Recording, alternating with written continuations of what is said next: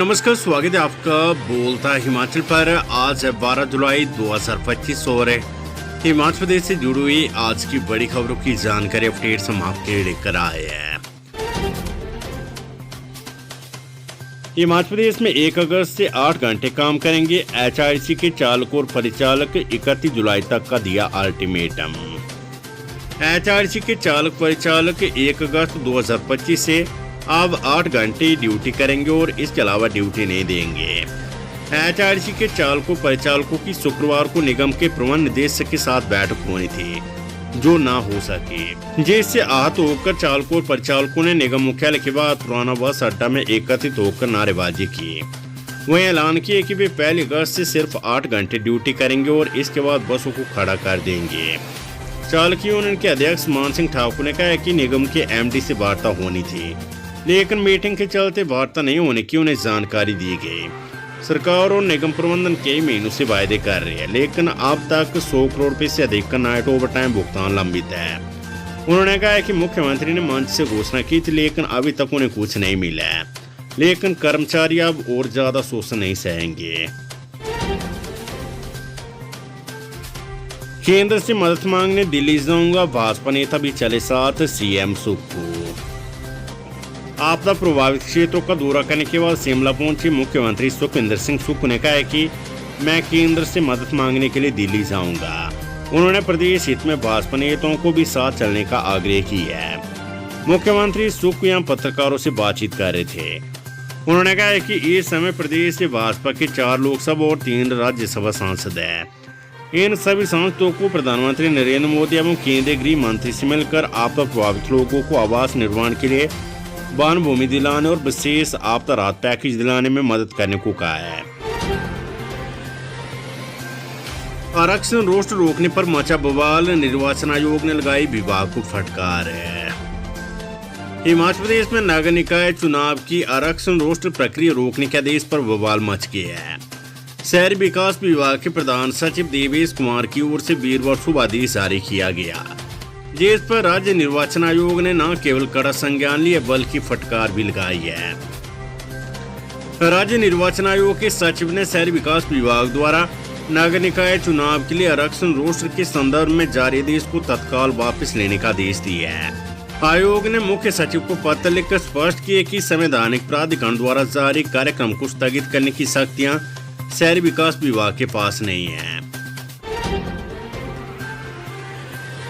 राज्य सरकार तबादला करते समय अपनी नीति को भी ध्यान में रख के हिमाचल हाई कोर्ट है। हिमाचल प्रदेश हाई कोर्ट ने कर्मचारियों के तबादले करने से जुड़ी सरकार की शक्तियों पर कहा है कि ये प्रशासनिक आवश्यकता अथवा सुविधा को ध्यान में रखते हुए किसी कर्मचारी का स्थानांतरण करना राज्य सरकार का विशेष अधिकार हो सकता है, लेकिन राज्य सरकार को भी ऐसा करते समय अपनी तबादला नीति को ध्यान में रखना चाहिए। न्यायाधीश जोशन रिवाल्दो ने याचिकाकर्ता प्यार चंद के तबादलादेश को खारिज करते हुए कहा है। हिमाचल प्रदेश में निविदाएं आमंत्रित करने से जुड़े मामले में राज्य सरकार को नोटिस है।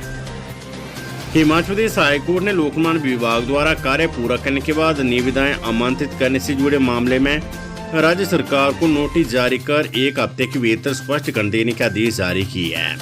याचिकाकर्ताओं ने दलील दी है कि लोकमान्य विभाग के कोटखाई मंडल में तैनात अधिशासी अभियंता उन कार्यों के संबंध में निविदाएं जारी करने में लिप्त है जो पहले ही निष्पादित अथवा पूरे हो चुके हैं। हिमाचल प्रदेश में 184 सड़कें, 792 जलापूर्ति योजनाएं बाधित। मानसून में अब तक 91 लोगों की गई जान है।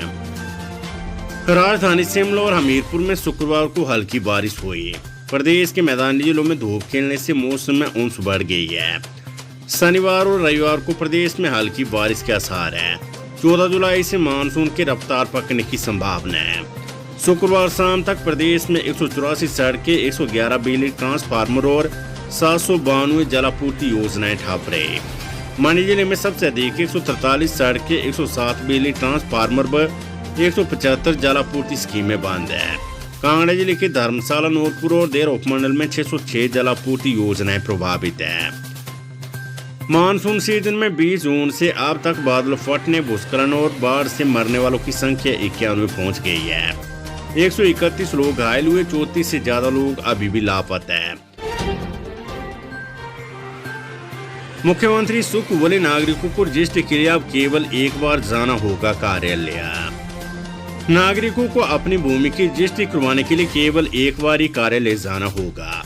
वे किसी भी समय और कहीं से भी भूमि पंजीकरण के लिए आवेदन कर सकेंगे, जिससे उनका समय और श्रम बचेगा। ये बात मुख्यमंत्री सुखविंदर सिंह सुक्खू ने my deed national generic document registration system pilot project का शुभारंभ करते हुए कही है। इस पहल से जमीन की रजिस्ट्री की प्रक्रिया को और अधिक सरल और सुविधाजनक बनाया जा सकेगा। बिलासपुर जिले की बिलासपुर सदर तहसील, चंबा की डलोजी, हमीरपुर की गलोड़, कांगड़ा की जयसिंहपुर, कुल्लू की भूंतर, मंडी की पद्दर, शिमला की कुमारसैन, सिरमौर की राजगढ़, सोलन की कंडा घाट, ऊना की बंगाना तहसील में इस परियोजना का शुभारंभ किया गया है। इसके अलावा मुख्यमंत्री ने जमाबंदी, ई रोजनामचा, बकायती और कारगुजारी पहलों का भी शुभारंभ किया, ताकि राजस्व विभाग के कार्यों को और बेहतर बनाया जा सके और लोगों के लिए पंजीकरण व अन्य प्रक्रियाएं सरल और सुगम हो सके। उन्होंने कहा कि नई जमाबंदी का प्रारूप अब सरल हिंदी में तैयार किया गया है। इसमें अब उर्दू, अरबी और फारसी जैसी पुरानी भाषाओं को हटाया गया है, ताकि आम लोग भूमि रिकॉर्ड को आसानी से समझ सके। ये रोजनामचा बकायती से पटवारियों को प्रतिदिन की गतिविधियों का डिजिटल रिकॉर्ड रखने में सुविधा मिलेगी, जबकि कारगुजारी प्रणाली से भी अपनी दैनिक हाजिरी ऑनलाइन लगा सकेंगे। उन्होंने कहा कि इस सुविधा से अब तहसीलदार भी अपने कार्यों की निगरानी अधिक प्रभावी ढंग से कर सकेंगे। जल्द ही ऑनलाइन म्यूटेशन रजिस्टर को भी इस पहल से जोड़ा जाएगा। प्राइवेट स्कूलों को निर्देश, मानसून अवकाश के दौरान बंद रहे सभी शिक्षण संस्थान। हिमाचल प्रदेश स्कूल शिक्षा बोर्ड धर्मशाला की ओर से प्रदेश के सभी एचपी बोर्ड से संबंधित निजी स्कूलों को मानसून अवकाश के दौरान स्कूल न खोलने के सख्त निर्देश जारी किए गए हैं। स्कूल शिक्षा बोर्ड के सचिव ने बताया कि ये निर्देश निदेशक उच्च शिक्षा शिमला द्वारा 8 अप्रैल 2025 को जारी पत्र संख्या के आधार पर दिए गए हैं। जारी आदेश के अनुसार ग्रीष्मकालीन स्कूलों में 12 जुलाई से 12 अगस्त 2025 तक, जिला कुल्लू में 20 जुलाई से 12 अगस्त, शीतकालीन स्कूलों में 7 अगस्त से 12 अगस्त तथा अत्यधिक गर्मी वाले क्षेत्रों जैसे नालागढ़, फतेहपुर, नूरपुर, नगरोटा, सूर्य, इंदौरा, पोंटा साहिब और अंब में 3 अगस्त से 12 अगस्त 2025 तक मानसून अवकाश घोषित किया गया है। सचिव ने सभी स्कूलों को निर्देशित किया कि इस अवधि में किसी भी स्थिति में स्कूल न खोले जाए। यदि किसी स्कूल द्वारा इस आदेश की अवहेलना की जाती है अथवा भारी बारिश के कारण कोई घटना घटती है तो इसकी संपूर्ण जिम्मेवारी संबंधित स्कूल की होगी और बोर्ड समानता नियमावली के तहत सख्त कार्यवाही अमल में लाई जाएगी। फर्जी डिग्री मामले में ईडी की बड़ी कार्यवाही, 3 कमीशन एजेंटों की 1.74 करोड़ रुपए की 7 संपत्तियां अटैच है। प्रवर्तन निदेशालय ईडी शिमला ने मानव भारती विश्वविद्यालय सोलन से जुड़े फर्जी डिग्री मामले में धन शोधन निवारण अधिनियम PMLA 2002 के प्रावधानों के तहत आरोपी की 3 कमीशन एजेंटों अभिषेक गुप्ता, हिमांशु शर्मा और अजय कुमार की 1,74,00,000 रुपए की 7 अचल संपत्तियों को अपराध की आय POC के रूप में अस्थायी रूप से अटैच की है। खबर चंबा से, पंचायत के विकास कार्यों में घोटालों का पर्दाफाश, प्रधान को कारण बताओ नोटिस जारी। हिमाचल प्रदेश के चंबा जिले की 30 विकास खंड स्थित ग्राम पंचायत थनई कोठी में हुए विकास कार्यों में गंभीर वित्तीय अनियमितताओं का पर्दाफाश हुआ है। इसके चलते डीसी चंबा ने प्रधान कुलदीप सिंह को कारण बताओ नोटिस जारी की है। प्रधान को 15 दिनों के भीतर अपना जवाब दाखिल करने के निर्देश दिए गए हैं। अन्यथा हिमाचल प्रदेश पंचायती राज अधिनियम 1994 की धारा 145 उपधारा 1 ग के तहत एक तरफा कार्यवाही की जाएगी। प्राकृतिक आपदा के बीच हिमाचल सरकार के पास कर्ज लेने का सीमित विकल्प है। मानसून की बारिश के कारण आई प्राकृतिक आपदा ने हिमाचल प्रदेश सरकार की मुश्किलों को बढ़ा दी है। कठिन वित्तीय हालात के बीच सबसे बड़ी मुश्किल कर्ज लेने को लेकर केंद्र सरकार की तरफ से कैंपिंग करना है। मौजूदा वित्तीय वर्ष 2025-26 के बीच सरकार को दिसंबर माह तक 7,000 करोड़ रुपए का कर्ज लेने की छूट है, जिसमें से करीब 4,200 करोड़ रुपए का कर्ज इस माह जुलाई तक लिया जा चुका है। यानी अब सरकार को 3,800 करोड़ रुपए कर्ज में अपना गुजारा करना पड़ेगा।